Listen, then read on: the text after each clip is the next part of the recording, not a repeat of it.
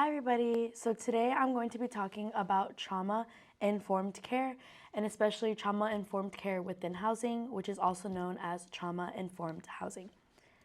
So, what is trauma-informed care? It's shifting the focus from what's wrong with you to what happened to you. It's realizing the role that trauma has played in health, behaviors, and relationships. It provides services and support in ways that uplift and do not blame the individual in need and who is asking for help. It recognizes the extensive influence of trauma and understands avenues for healing. It identifies the signs and symptoms of trauma in patients, families, and within staff. It integrates understanding of trauma into policies, procedures, and practices, and it actively avoids re-traumatization. So there are many experiences that can lead to trauma. Some of these are physical, sexual, and emotional abuse, childhood neglect, having a family member with a mental health or substance use disorder, violence in the community, poverty, and discrimination. As I continue this presentation, I ask that you all think about the individual and community traumas experienced by residents in public housing and Housing Choice Voucher Section 8. So trauma-informed care is rooted in being able to understand or share the feelings of others. That's also known as empathy.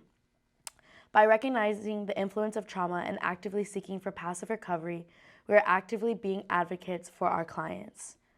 Recognizing signs and symptoms of trauma assists providers and systems to identify, which is us, we are the systems identifying, future effective work with the client.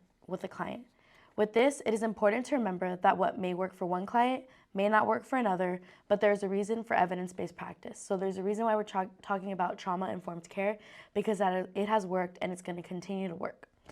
It is crucial that while we are here to empower our clients, we as well continue advocacy, as many times our clients' voices are being ignored by systems at large.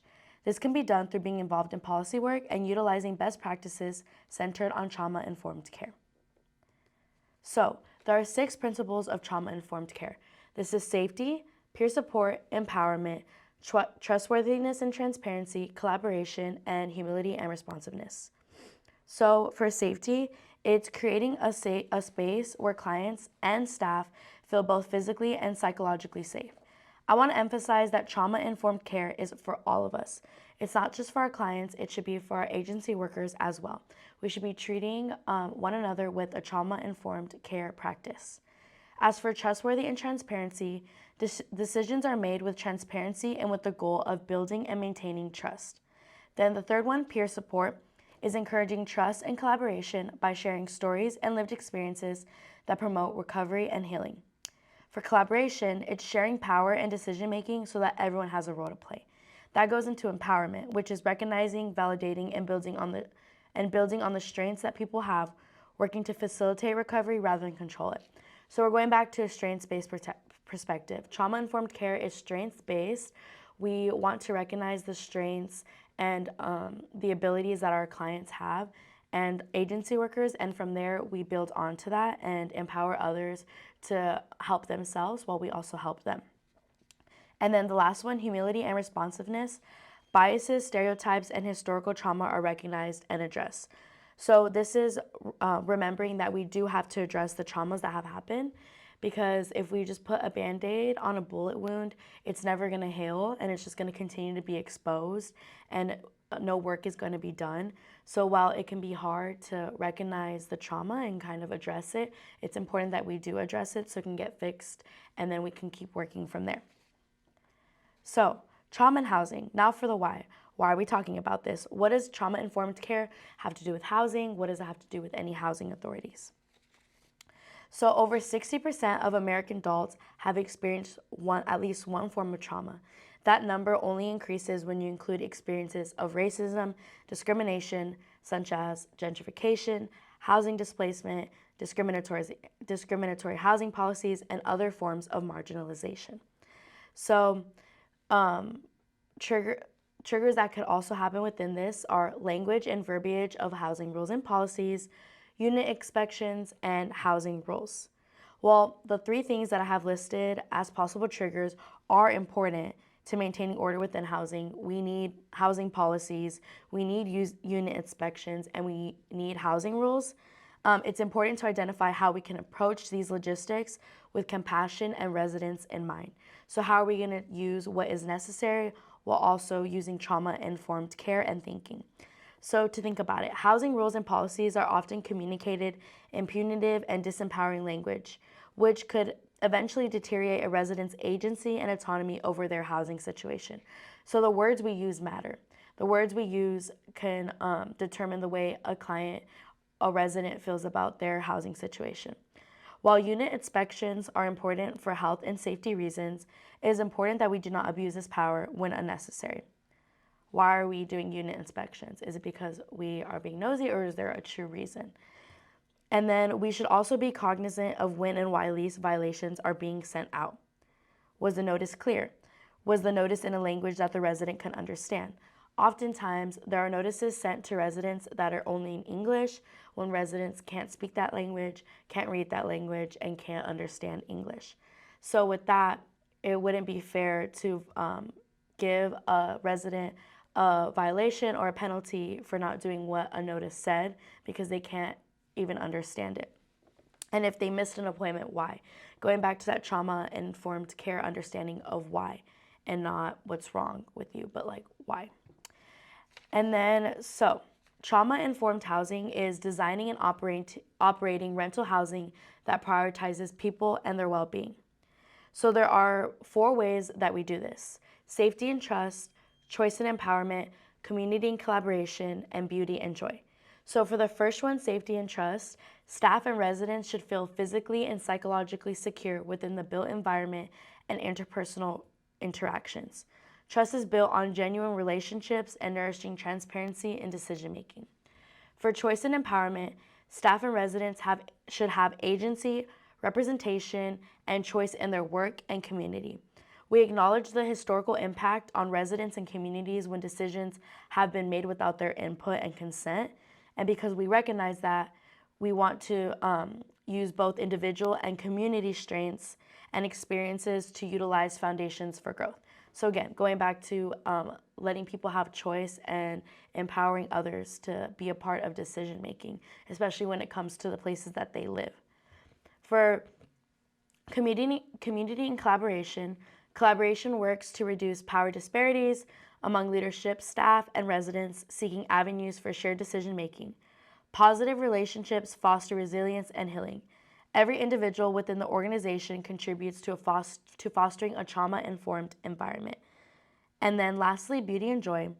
Resilience and healing thrive within physical, social, and cultural settings that inspire hope and creativity.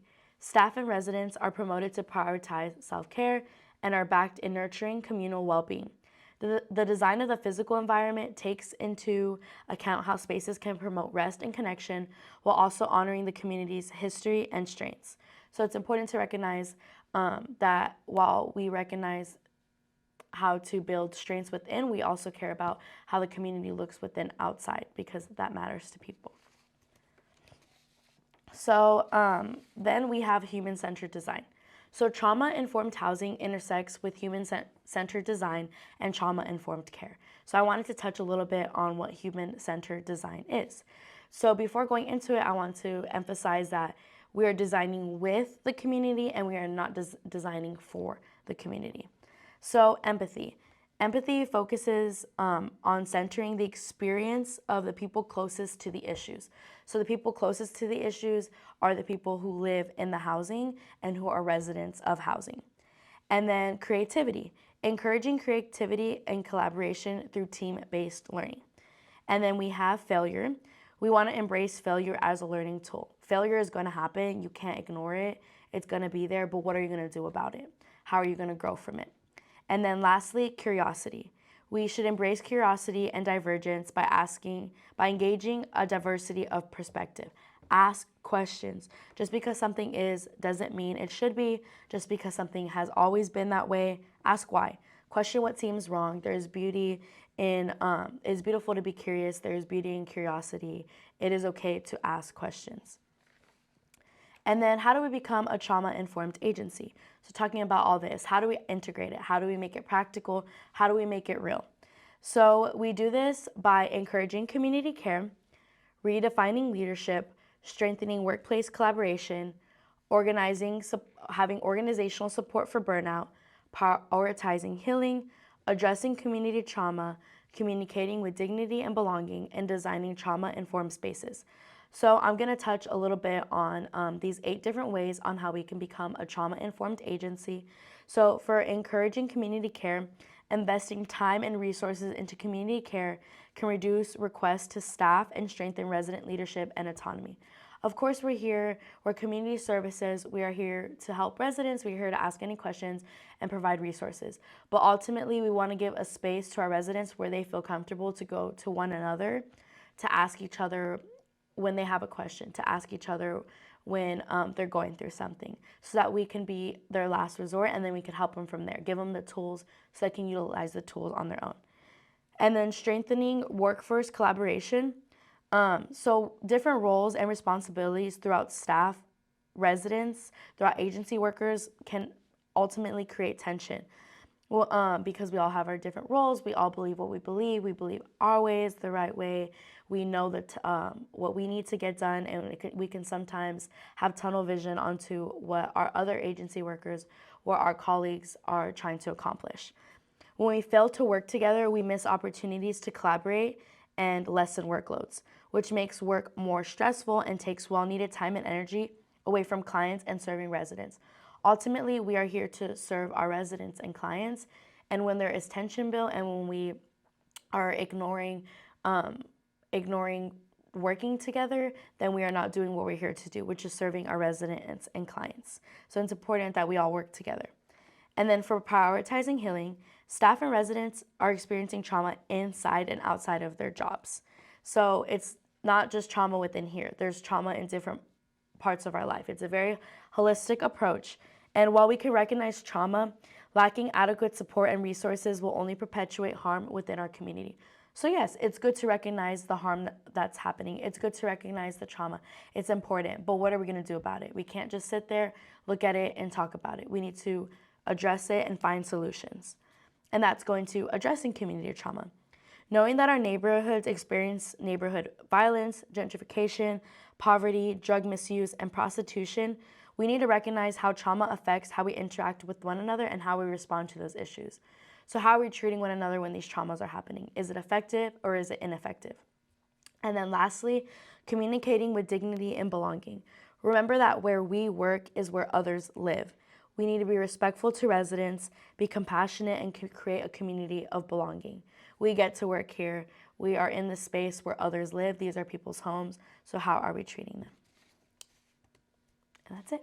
Thank you.